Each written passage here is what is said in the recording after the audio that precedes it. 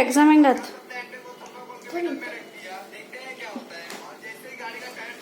ಎಲ್ಲ ಹೇಳಿದೆ. ಹಿಂದಿ ಸೈನ್ಸ್? ಹಿಂದಿ ಹೇಳಿದೆ, ಸೈನ್ಸ್ ಹೇಳಿದೆ, ಎರಡು ಔಟ್ ಆಫ್ ಔಟ್. ಕರೆನಾ ಸುಳ್ಳು? ಮತ್ತೇನು ಬರಂಗಿಲ್ಲ ಅಂದಿ.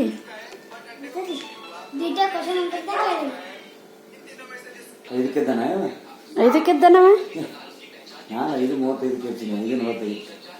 5:40 ಅಂದ್ರೆ 6 ಗಂಟೆ.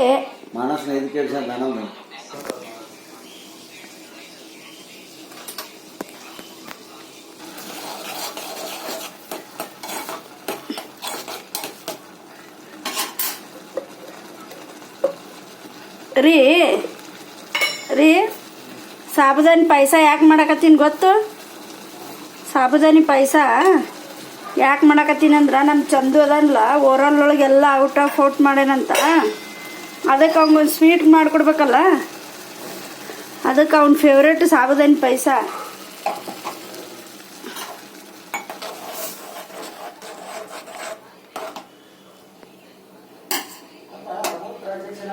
ತಪ್ಪ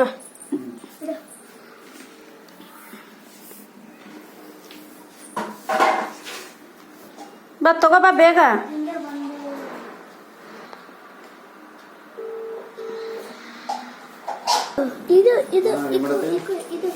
ತೋ ನಿನ್ನ ಎಕ್ಸಾಮ್ಗೋಸ್ಕರ ಚಂದ ಬರ್ದಿದ್ದಕ್ಕೆ ಓದಿದ್ದಕ್ಕೆ ಸ್ವೀಟ್ ಮಾಡೀನಿ. ಜಿ ಬಾಳೆಹಣ್ಣು 70 ರೂಪಾಯಿಗೆ 2 kg. ಅದೇ ಅಲ್ಲಿ ಪ್ರತಿ ಸಲ ತರ್ತೀವಲ್ಲ ಅಲ್ಲೇ ತೊಗೊಂಡ್ವಿ. ನಾನೇ 70 ರೂಪಾಯಿ ಕೊಟ್ಟು 2 kg ತೊಗೊಂಡು ಬಂದೆ.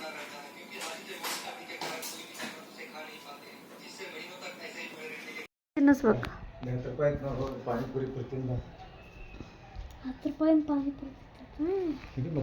ಒಂದಿಟ್ಟು ಖಾರ ತಿನ್ನಿಸು. ತಿನ್ನಕ್ಕೆ ನೀ ಅದನ್ನ ತಿಂದಿದ್ದೆ ಕುರ್ಕುರಿ 5 ರೂಪಾಯಿ ತಂದ್ಬಿಟ್ಟು ನಿನಗೆ ಓದತ್ ನನಗೆ ಇನ್ನೊಂದು 10 ರೂಪಾಯಿ ಕೊಡು. ಅವ್ರದ್ದು 10 ರೂಪಾಯಿ ಐತಿ. ಏನು ತರ್ತಿ? 10 ರೂಪಾಯಿ ತುತ್ತೂರಿ. ತುತ್ತೂರಿ ಹೇಳಪ್ಪ, ಎದ್ದು ಓದಿ ಎಕ್ಸಾಮ್ ಐತೆ ನಾಳೆ. ಇವತ್ತಿಂದ ನಮ್ಮ ಚಂದನ್ ಇಂಟರ್ನಲ್ ಎಕ್ಸಾಮ್ ಸ್ಟಾರ್ಟ್ ಆಗಿತ್ತು. ಮಂಡೇದಿಂದ ಇಂಟರ್ನಲ್ ಎಕ್ಸಾಮ್ ಇತ್ತು. ನೆಕ್ಸ್ಟ್ ವೀಕ್ ಏನೈತೆ ಅಂದ್ರೆ ಅವ್ರಿಗೆ ರೈಟಿಂಗ್ ಇರುತ್ತೆ.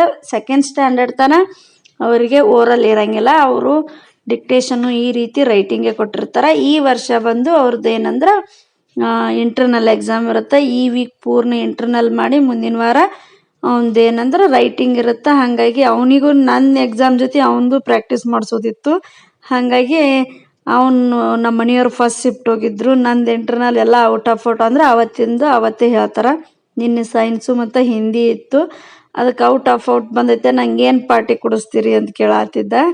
ಹಾಗಾಗಿ ಅವನ ಸಂಬಂಧ ಸಾಬುದಾನಿ ಇಟ್ಟು ಸಾಬುದಾನಿ ಪಾಯಸ ಮಾಡಿದ್ದೆ. ಇನ್ನು ಅವನು ಬಂದು ತಿಂದು ಅವನ ಜೊತೆ ಒಂದು ಸ್ವಲ್ಪ ಹೊತ್ತು ಮಾತಾಡೋದ್ರಲ್ಲಿ 4:15 ಆಯಿತು. ಇನ್ನು ಟ್ಯೂಷನ್ ಮಕ್ಕಳೆಲ್ಲ ಬಂದು ಟ್ಯೂಷನ್ ಮುಗಿಸಿ ಆಮೇಲೆ ಸಾಯಂಕಾಲ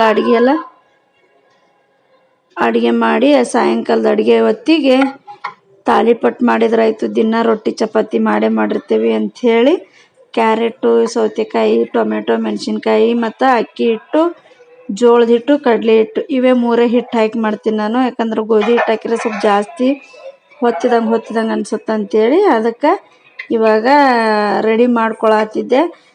ಇದು ಮೊನ್ನೆನೇ ಹಸಿ ಮೆಣಸಿನ್ಕಾಯಿ ಪೇಸ್ಟ್ ಮಾಡಿ ಇಟ್ಕೊಂಡು ಅಂದರೆ ಈ ರೀತಿ ಈಸಿಯಾಗಿ ಪೇಸ್ಟ್ನ ಉಪಯೋಗಿಸ್ಕೋಬೋದು. ಹಾಗಾಗಿ ಪೇಸ್ಟನ್ನ ಹಿಂಗೆ ಮಾಡಿಟ್ನಿ ಅಂದರೆ ಕೊತ್ತಂಬರಿ ಮತ್ತು ಬೆಳ್ಳುಳ್ಳಿ, ಹಸಿಮೆಣಸಿನ್ಕಾಯಿ, ಉಪ್ಪು, ಜೀರಿಗೆ ಇಷ್ಟೇ ಹಾಕಿರ್ತೀನಿ. ಅಂದ್ರೆ ಮಜ್ಜಿಗೆ ಸಾಂಬಾರು, ತಾಲಿಪಟ್ಟು ಏನು ಮಾಡಿದ್ರು ಪಟ್ನ ಮಾಡ್ಕೋಬೋದು. ಈಗ ಇದಕ್ಕೆ ಆಗಿ ಮಿಕ್ಸಿ ಮಾಡೋದ್ರಲ್ಲಿ ಟೈಮ್ ವೇಸ್ಟು.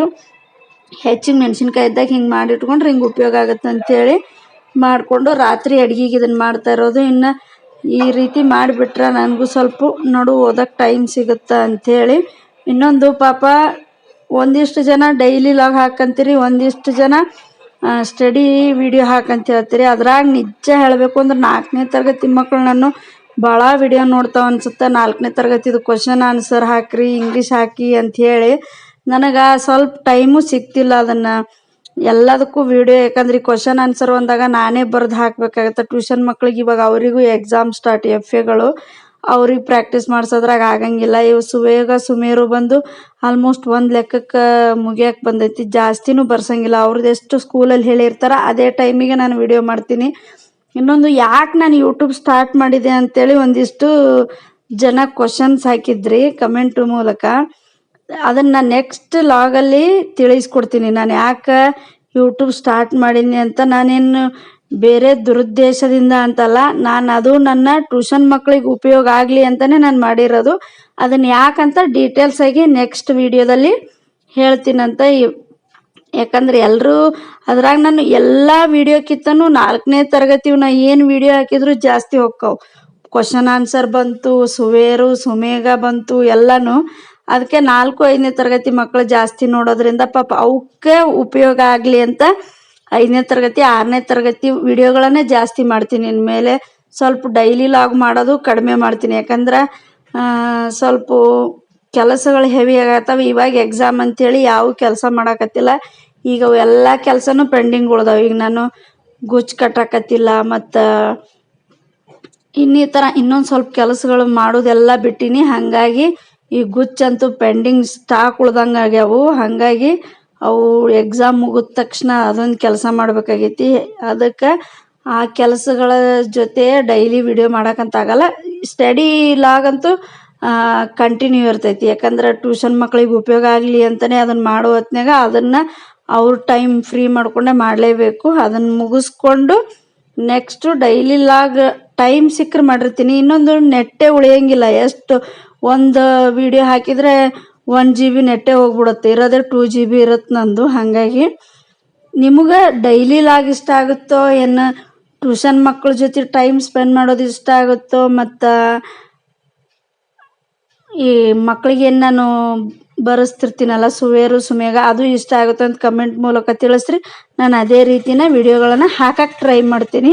ಅಂದರೆ ಯಾವ್ದು ಜಾಸ್ತಿ ಕಮೆಂಟ್ ಬರುತ್ತೋ ಅದಕ್ಕೆ ನಾನು ಟ್ರೈ ಮಾಡ್ತೀನಂತ. ಯಾಕಂದ್ರೆ ಯಾವ್ದು ಮಾಡಿದರೂ ಖುಷಿಯಿಂದ ನೋಡಬೇಕು ಅಂಥೇಳಿ ಮಾಡೋದಷ್ಟೇ. ಅದೇ ನಿಮ್ಗೆ ಯಾವ್ದು ಇಷ್ಟ ಆಗುತ್ತೆ ಅಂತ ಕಮೆಂಟ್ ಮಾಡಿ ಹೇಳ್ರಿ, ನಾನು ಅದೇ ವಿಡಿಯೋ ಮಾಡ್ತೀನಿ ಅಂತ. ಪ್ಲೀಸ್ ವಿಡಿಯೋ ಇಷ್ಟ ಆಯಿತು ಅಂದ್ರೆ ಸಬ್ಸ್ಕ್ರೈಬ್ ಮಾಡಿಕೊಂಡು ನೋಡಿರಿ. ಏನಾದರೂ ವಿಡಿಯೋದೊಳಗೆ ಮಿಸ್ಟೇಕ್ ಇತ್ತಂದ್ರೆ ಕಮೆಂಟ್ ಮೂಲಕ ತಿಳಿಸ್ರಿ. ಯಾಕಂದ್ರೆ ಚೇಂಜ್ ಮಾಡ್ಕೊಳಕ್ಕೆ ಅವಕಾಶ ಸಿಕ್ಕಂಗೆ ಆಕೈತಿ. ಥ್ಯಾಂಕ್ ಯು, ಧನ್ಯವಾದಗಳು.